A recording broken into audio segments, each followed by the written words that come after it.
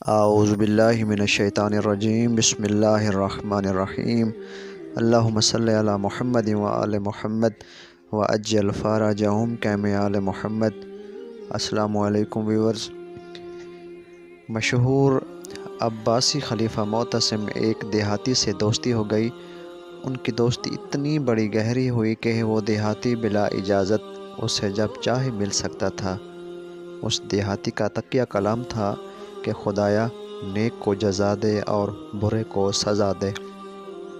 معتصم کا ایک وزیر نہایت تنگ نظر اور حاسد تھا۔ معتصم سے دیہاتی کی دوستی اسے ایک آنکھ نہ بھاتی تھی۔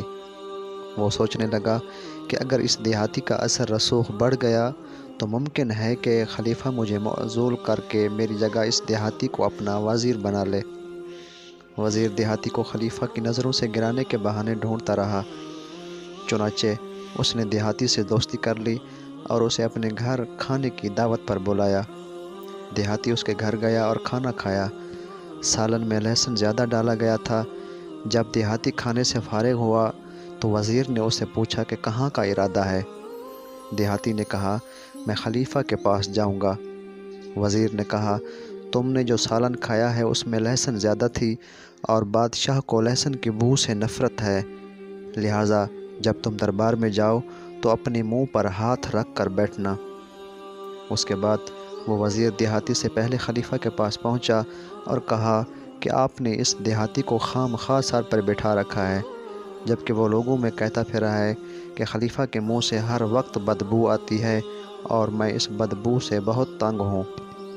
کچھ دیر بعد دیہاتی معتصم کے دربار میں داخل ہوا اور خلیفہ کے نزدیک ایک کرسی پر بیٹھ گیا، مگر آج اس نے خلیفہ کے سامنے خلاف معمول منہ پر ہاتھ رکھا ہوا تھا۔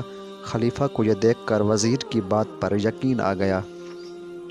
خلیفہ نے ایک رقعہ لکھ کر لفافہ میں رکھا اور اس پر اپنی مہر لگائی، پھر اسے اپنے دیہاتی دوست کو دے کر کہا تم یہ رقعہ لے کر فلاں شخص کے پاس چلے جاؤ۔ دیہاتی وہ رقعہ لے کر جا رہا تھا کہ راستے میں اسی وزیر سے ملاقات ہوئی۔ وزیر نے پوچھا کہ تم کہاں جا رہے ہو؟ اس نے بتایا کہ خلیفہ کا رقعہ لے کر فلاں سرکاری اہلکار کے پاس جا رہا ہوں۔ وزیر سمجھا ہو نہ ہو اس رقعہ میں خلیفہ نے اس کے لیے انعام کی سفارش کی ہے۔ یہ سوچ کر وزیر نے کہا تم یہ رقعہ مجھے دے دو میں اسے پہنچا آتا ہوں۔ دیہاتی نے جتنا انکار کیا وزیر نے اتنا ہی اصرار کیا۔ آخر کار وزیر نے 2000 دینار کے عوض اس سے رقعہ حاصل کر لیا۔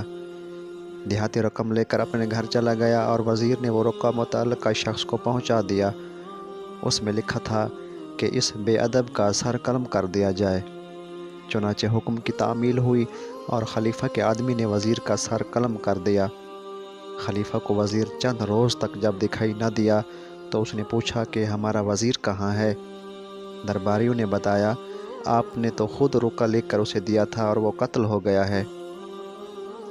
خلیفہ نے کہا اس دیہاتی کا تمہیں کوئی پتہ ہے؟ تو انہوں نے بتایا جی ہاں وہ شہر آیا ہوا ہے۔ خلیفہ نے کہا اسے میرے سامنے پیش کیا جائے۔ تھوڑی دیر بعد دیہاتی خلیفہ کے سامنے کھڑا تھا۔ خلیفہ نے اس سے واقعہ کی تفصیل پوچھی تو اس نے سارا واقعہ کہہ سنایا۔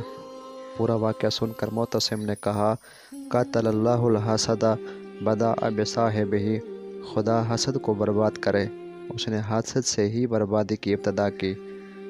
اسی لیے یہ جملہ ایک ضرب المثل بن گیا کہ جو دوسرے کے لیے گڑھا کھودتا ہے وہ خود اس میں گر جاتا ہے۔